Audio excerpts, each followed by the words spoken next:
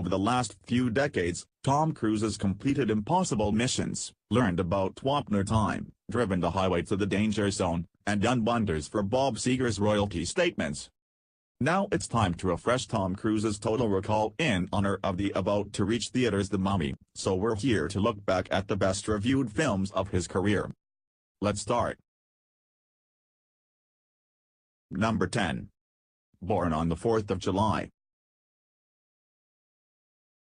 He earned positive reviews for his role in Rain Man, more on that later, but to many scribes, the Tom Cruise of the late 1980s was little more than the pretty face out in front of critically savaged hits like Cocktail, likable under the right circumstances, but lacking real depth. He'd go on to reinforce their assumptions a year later with Days of Thunder, but with 1989's Born on the 4th of July, Cruise shocked his naysayers by delivering the most harrowing performance to that point in his career, committing so deeply to his portrayal of paralyzed Vietnam veteran Kovac that, according to director Oliver Stone, he came close to injecting himself with the solution that would have incurred temporary paralysis. Not all critics loved 4th of July, but those who found fault with the film generally took issue with Stone's direction. Cruise's work received almost universal raves. Emmanuel Levy, for instance, referred to it as one of his most powerful dramatic performances, and the Variety staff called it stunning. Number 9. Magnolia.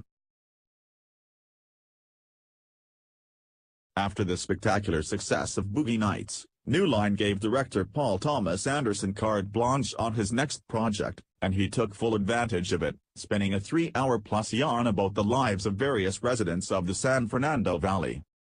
So much serious analysis has been devoted to Magnolia that it would be foolish to try getting into it here. Even a cursory synopsis would require more space than we have.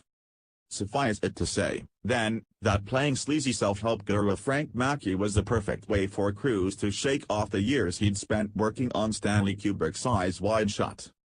And though the movie doesn't rest on his performance, his work here still won praise from a number of critics, such as Chris Gore of Film Threat, who referred to it as an amazing display of acting for Tom Cruise, and one of the best films of 1999. Number 8. The Color of Money. A long-after-the-fact sequel to a classic movie, only loosely based on the source material, helmed by a director who admitted to taking the project in order to secure financing for the movie he really wanted to make. The Color of Money shouldn't have worked, but it did. In fact, it netted a handful of Oscar nominations, and gave Paul Newman a long-overdue Best Actor trophy. Despite its high tomatometer rating, The Color of Money sparked a fair bit of critical dissension on its release, receiving 2 thumbs down from Siskel and Ebert, and cries of unnecessary sequel from others. Okay, so it isn't The Hustler's equal, but few films are, and Newman brought out the best in the young, irresistibly toothy Cruise. It is, in the words of Empire magazine's Angie Ergo, a joy to see 2 masters, Scorsese and Newman, at ease with their work, and one, Cruise, in the making. Number 7. Risky Business. It wasn't his first movie, but for most of us, Risky Business is ground zero for Tom Cruise's superstardom, and for good reason.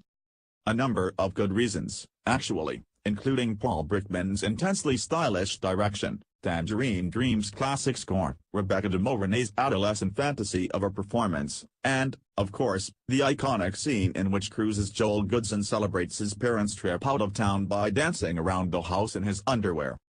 It's been lumped in with the many T and Day-fueled teen comedies of the decade, but Risky Business has a much darker heart than most, and provoked comparisons to The Graduate from none other than Roger Ebert, who called it one of the smartest, funniest, most perceptive satires in a long time.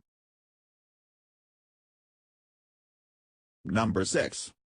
Mission Impossible: Rogue Nation. 5th installments in film series coming up on their 20th birthdays aren't supposed to match franchise marks for box office and/or critical success, and stars who are over 50 aren't supposed to handle their own stunts, especially when that involves actually hanging off the side of a moving airplane. Yet both of those unlikely events came to pass with the release of 2015's Mission: Impossible – Rogue Nation, which put longtime Cruise collaborator Christopher McQuarrie in charge of the MI machine and delivered more than 2 hours of white-knuckle thrills that started with its star clinging to the side of an Airbus at 1,000 feet and somehow managed to keep going from there. It's full of attractive people, gorgeous locations, loathsome bad guys and the pounding score that ties it all together, wrote Stephen Woody for the New York Daily News. This is what the Fast and Furious movies want to be, and the Bond pictures used to. Number 5. Collateral. After so many years of playing good guys, with great smiles, Cruise started to get a little restless in the late 90s. It was Michael Mann's Collateral, though, that presented perhaps the most intriguing new facet of all, Cruise as unrepentant villain. Stuart Beatty's script isn't the most profound source, but Collateral's power comes from Mann throwing Cruise together with Jamie Foxx and framing them against some of the most beautifully filmed nighttime shots of Los Angeles ever seen. Though the action thriller had lost much of its luster by the time it was released, Collateral proved the genre could still work under the right conditions, netting Oscar and Golden Globes nominations for Fox and rave reviews from the likes of From the Balcony's Bill Clark, who called it one of the most compelling films of the summer.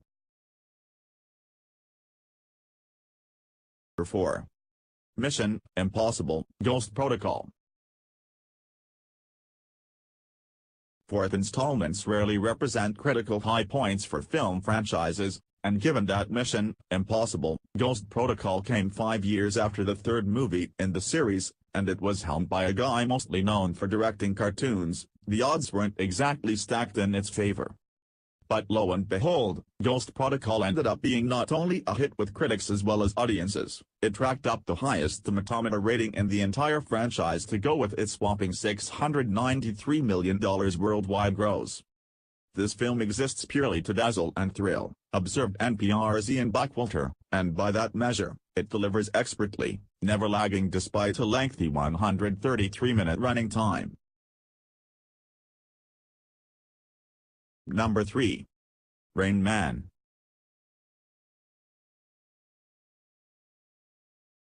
Two years after sharing the screen with Paul Newman, Cruise lined up alongside another acting legend when he shared top billing with Dustin Hoffman in Rain Man.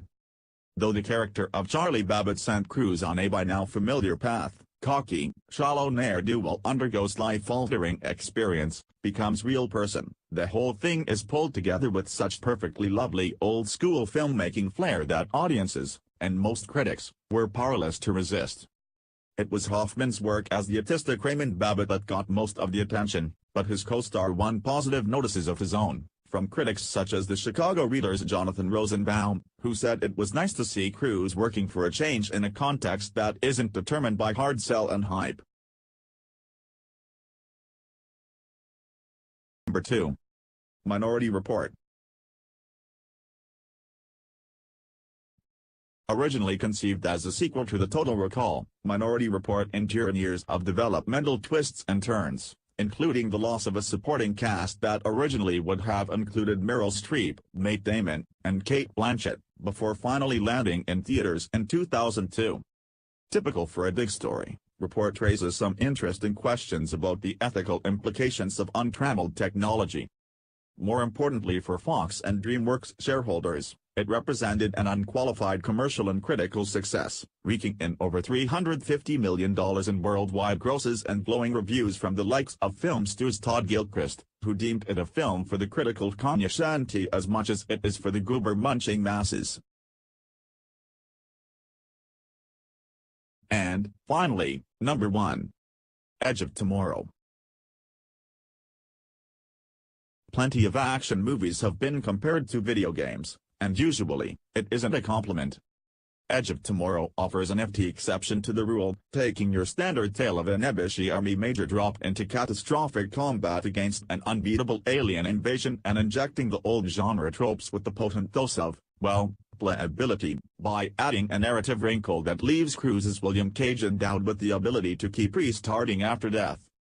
Lyman, working from a screenplay inspired by Hiroshi Sakurazaka's novel All You Need Is Kill, anchors this nifty gimmick with a battery of killer set pieces, and the whole thing benefits immeasurably from the work of Cruise and Emily Blunt, who invest what could have been stock characters with genuine humanity. It'd be easy to dismiss Edge of Tomorrow as just another blunt force summer movie, cautioned Film.com's James Roque, but it's sharp as a scalpel in the deft hands of its makers, with the kind of smarts, wit, filmmaking and force too many other summer films can only dream of.